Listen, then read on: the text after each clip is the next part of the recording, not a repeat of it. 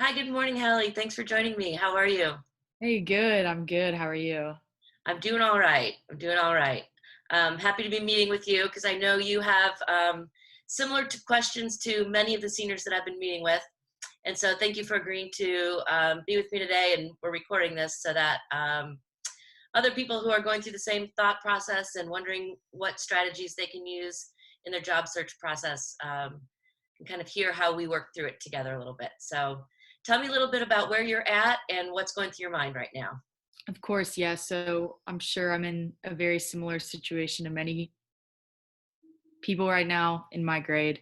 Um, a little nervous about the current job situation, given um, the current state of the world. So I was just wondering how I can continue to make progress, steps forward to finding a job and staying positive through all this.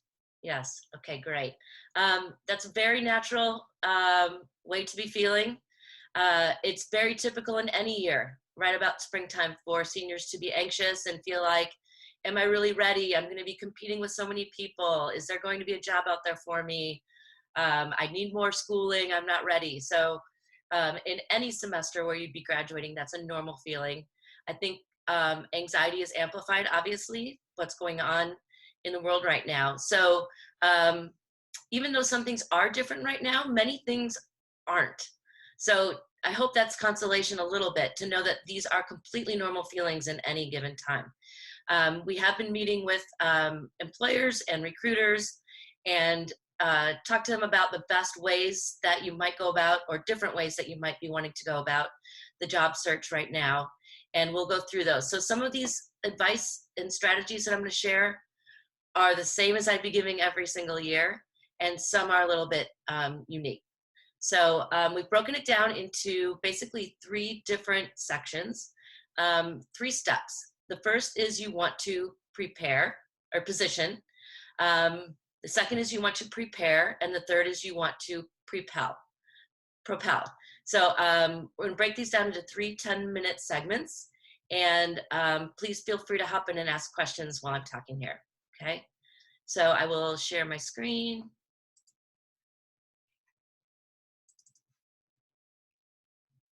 Okay, can you see that? I can, Okay, yes. good. Okay.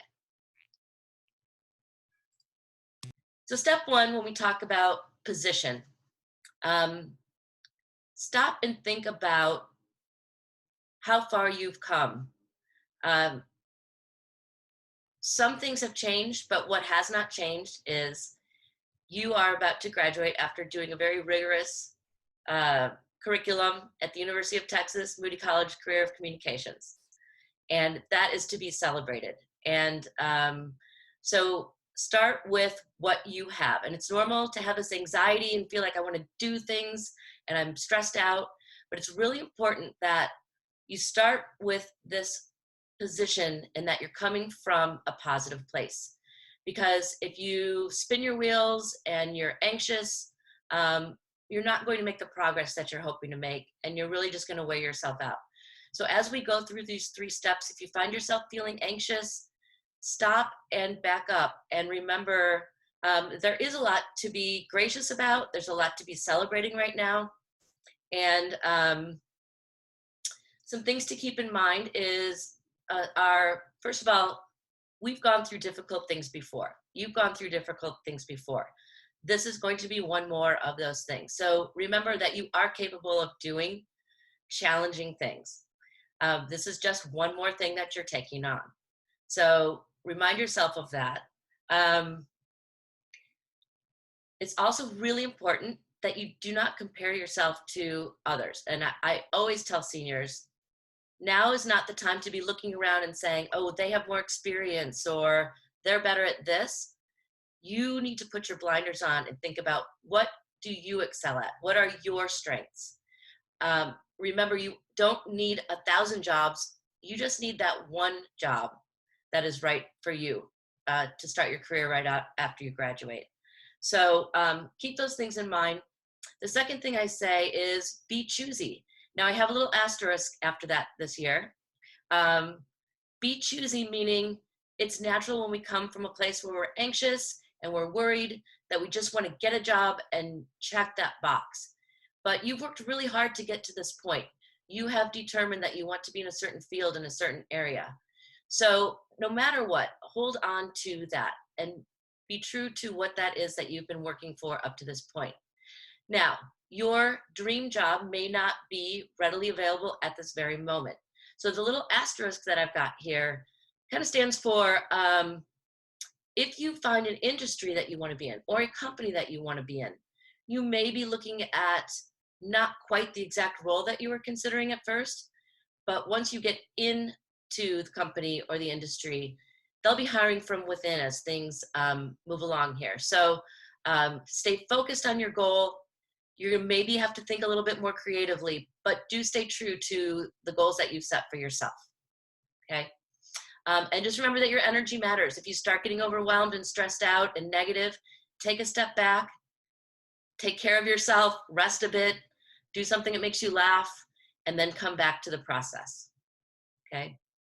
So the first thing I want you to think about is that you have gained experience. And one of the things that employers are looking for, or these are the things that employers are looking for, these are called NACE competencies. So if you look at teamwork and collaboration, professionalism and work ethic, oral and written communication, I guarantee that anybody who's made it through Moody College has gained experience in these areas. So as a starter, you can look through the NACE competencies, and these are things that are true of any industry, any employer. They're going to be looking for what skills you've gained in these areas. So if you stop and take a look and think about, yes, I absolutely have learned about teamwork and collaboration. You can probably go through all 8 of those and think of instances where you can give examples where you've learned in those arenas. So start right there. That's the basic skills that you've learned. And it's also a good time right now to, I call it like cleaning out your closet, thinking about what is that ideal position. So we can't get to where we're going if we haven't imagined what that looks like. So as you think back to your previous years here at Moody, it's time to kind of look over all of the internships you've done, group projects, volunteer, clubs. What do you love? What do you want to keep doing? What do you never want to do again? And kind of think about cleaning out your closet, getting rid of the things that you've learned don't match up to your skill set and what really makes you be your best.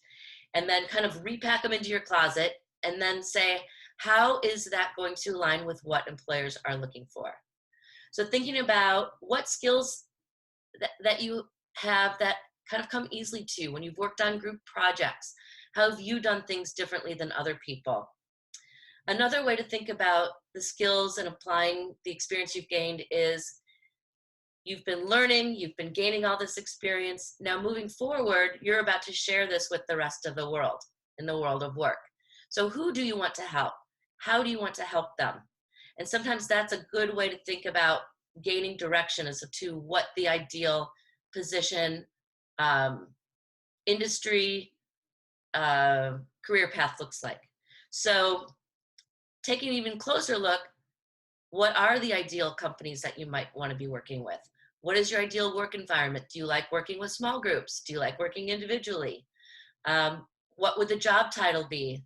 And what location you're looking at? So taking stock of what you've done so far and saying, what does that puzzle piece look like? And celebrating that you are the only person that has that exact puzzle piece. And you only need to find one connection for it. You're not beating out everybody else. So celebrate your strengths, envision what you want to do with the experience that you've got. And that's the first step to determining what your career path is going to be moving forward. So I know you said that you should be thinking back on, the classes that you liked, the things you excelled at. What if there was a ton of things you like to do and you can't exactly think about a specific job title, to be like looking for on these job sites and other places? How should you hone in on searching for a job by job title, or should you just be searching for keywords? That's a great question. One exercise that I really like to do with students is going through the job listings and just marking the ones that that really appeal to you. Um, you will start to see some themes. So just going through without limiting yourself, without saying, oh, but I don't have 2 full years of experience. Oh, but I'm not good at math. Read through those job descriptions and listen to your gut. You know yourself. Which ones really get you kind of excited? And I always say it's kind of like bringing clothes back into a dressing room. You know, you kind of shopping, picking up things, you bring them back into the dressing room and you realize, oh, they're all black and white polka dots, right? So starting to look for themes in those jobs that you're looking for. We also have something called the World of Work on our website that shows what other Moody students have done with their degrees and seeing what appeals to you from that skill set or from that set. And then we always encourage you, if you're stuck right here, it's a great time to make an appointment with a career coach. We can help you kind of walk through your experience and align that with what would be an ideal match. As you think about positioning, if you're having trouble determining what is the right fit for you, these are all options for determining what that puzzle piece looks like.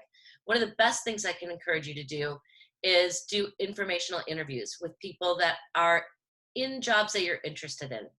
That does a couple of things for you. It gives you an inside scoop as to what that career path is really like. And it's also helping you to grow your network during this time. So that's one of the things I can really tell you can help, and it's helped a lot of students. So also volunteering right now. Where can you start to hone and tweak your experience by volunteering is a good way to do that. If you're not sure which companies appeal to you, Glassdoor is a great resource. You can also look at companies' social media and do research as to which companies and industries align best with you. So as you position yourself, just keep your eye on that prize. Remember what it is that you're looking for, what is unique about you, and instead of being anxious, channel that anxiety into action that really matters. So the next step we're going to do is take a look at how to prepare. Okay, so how can I be sure that I'm doing the right things right now? I mean, given some great tips on how to search for things, but if I've been applying to some jobs, not hearing back from any, what can I do to ensure that maybe I'll hear back from some employers in the future? Yes. And I know it can be frustrating right now. Speaking with recruiters and employers, they will be hiring, and many industries still are. What we're seeing is a pause. So keeping in mind that employers are just kind of regrouping right now and giving them a little bit of leeway and being a little bit patient with them, as sometimes they're just not quite sure what the hiring environment's going to be. So if you're struggling to make connections, this is a good time to make sure that you are ultimately prepared when you can connect with employers. So what can we do during that time? So we talked a little bit about what your puzzle piece is, what your story is. How can you be sure that you are able to articulate that clearly to employers? So one of the frameworks that I like to have students work on, you may have heard of elevator pitch. I like to think of it as your story. And a good framework for that is I'm currently, I previously, and in the future, I'm going to. The idea is to be able to articulate your story in a short time and be the more specific that you can be about what you're looking for, the more helpful that the people are going to be that you your network can be. Okay. Also, you're letting employers know what it is specifically that you're excited to do and why you're excited to do it with them. Okay. So working on that puzzle piece is a great way. If you start to look at jobs and you're seeing experience and skills that you might need brushing up on, now is a great time to fill in those gaps. If things are slowing down a bit, this is a great time to get that extra experience. You're seeing Excel is needed in this area that you're wanting to do. So there are a lot of certificates, LinkedIn learning classes. It's a great time to be brushing up on that. You're going to want to make sure that your online presence communicates your story. You want to make sure that you have a somewhat professional looking place to do online interviews. Now is a great time to work on your online portfolio and ask yourself, does this tell my story? Okay, does this communicate my puzzle piece, what I'm looking for? This is also a time you want to make sure that your resume and cover letters align with what you're looking for. So obviously we could spend a lot of time talking about resumes. Our number one tip is keep in mind who your audience is. And as you determine what goes on your resume, ask yourself what skills and experience are important to them. My guess is at this point, you've got lots of experience, and sometimes it's hard to determine what goes on, what doesn't go on. But ask yourself, what are the employers looking for that align with my skills and experience? And is my resume showing that? Okay. I also encourage students, rather than send out 100 resumes, find those 10, 15 that you're really excited about, because that is the energy that's going to get you connected with those people. You're going to take those difficult steps, do those challenging things. So rather than spread yourself really thin, think of quality over quantity. Okay, your results are going to be much better. In your cover letters is a great place to communicate your story. So our best advice for an outline for your cover letter is, number one, the best tip I can give is make sure you know who you are addressing that cover letter to. You'd be amazed at how many people start cover letters with "Dear Hiring Manager." So the more difficult that is to find, the better news that is for you. That's going to stand out in a pile of resumes and applications. The first paragraph is just brief. Who are you and what do you want? Kind of similar to what we talked about your, present. What is your current, what are you doing right now? Maybe how you heard about the position. Did you speak to somebody at the company? Did somebody refer you? Have you had prior experience with this company? Those are all things to add in that first paragraph, but brief and to the point. Second paragraph, and this is key. Why do you want to work at that company? Why do you want that position there? This is a very telling paragraph. As you go to write this paragraph, if you can't think of what you want to write there, what might that mean? You probably need to do more research on the company and make sure that it's a job that you're actually interested in. Exactly. So let that be your barometer there. If you're excited to write that paragraph and it comes easily for you, move forward. If you're not, ask yourself, do I need to do more research, or is this just not a good fit for me, and move on, okay? So why do you want that?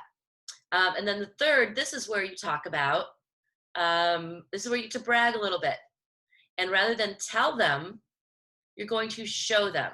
So for example, rather than say, I'm a great team player, you're going to say, while I was working on X project, I played X role in this. Does that make sense?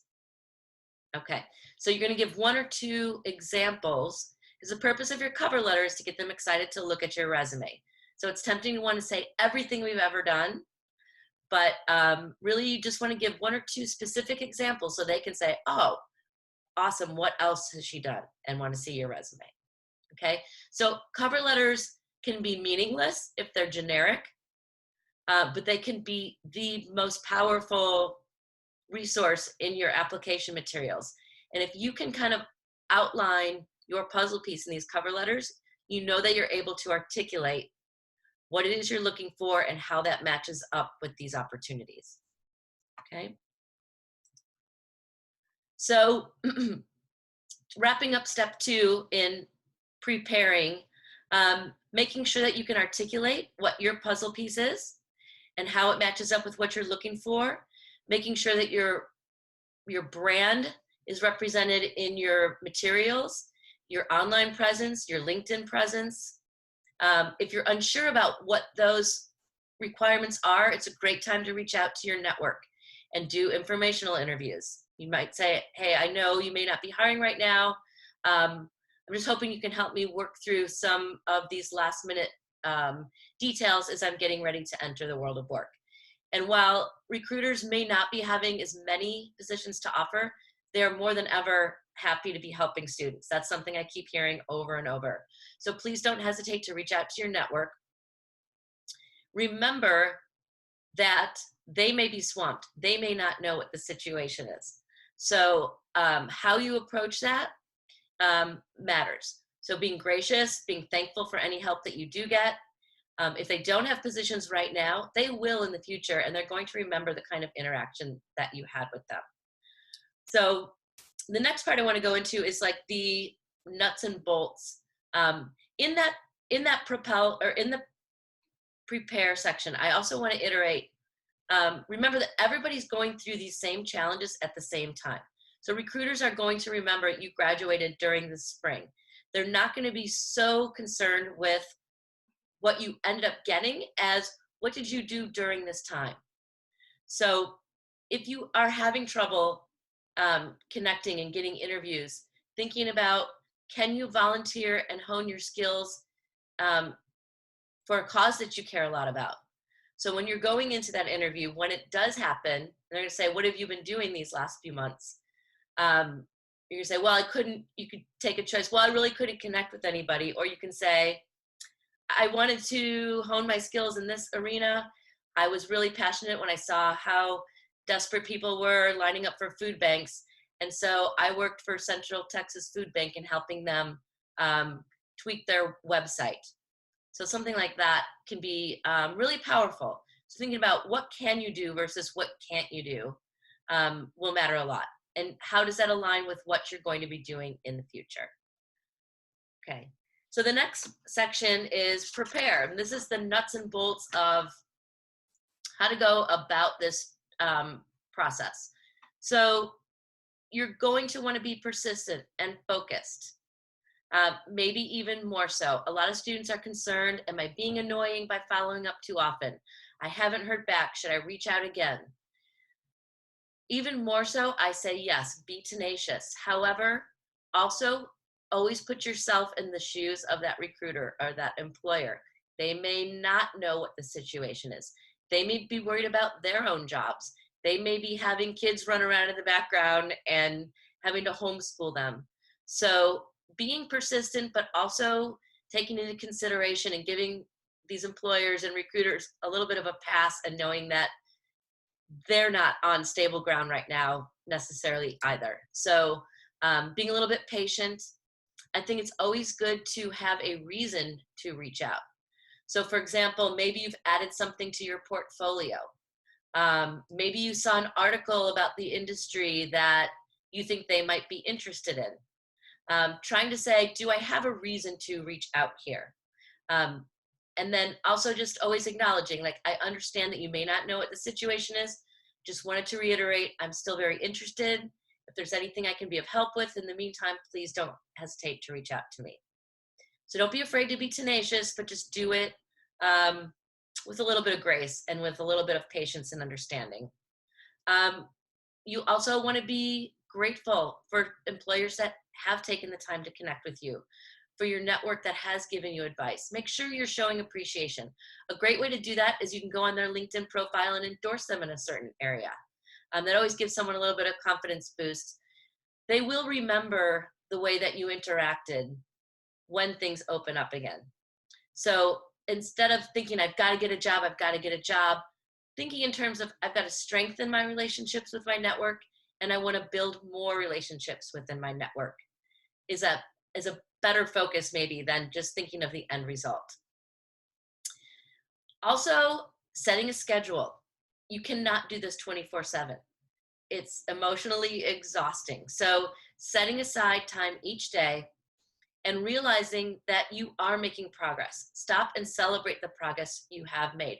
It's really common to think about, I don't have a job, I have a job. And those are the only two, black and white. But there is a big gray area and a series of baby steps in between. So celebrate those baby steps that you're taking. Every time you do a research on a company, that's taking a baby step. Every time you reach out to someone in your network, that's taking a step. That is progress. Every time you talk to someone and rule something out, that's getting you closer to that one job that you need. So try not to view it as black and white, and realize, I call it your to-do list. At the end of the day, step back and say, okay, what steps have I taken? And celebrate those, and realize that every little step is a step towards getting that job. So staying positive, being gracious, taking care of yourself during this time, and realizing that you're not alone. You're going through this with everybody else. You have a lot of people out there who can support you. Faculty, career services, our career coaches are here to meet with students. We've got a lot of resources on our Moody career page that are there just specifically for you. So please don't hesitate to reach out. For those of you who need more guidance, just a reminder that we are here, and we are available for appointments. You can connect with us on Handshake, and we'll be happy to meet right here with you on Zoom.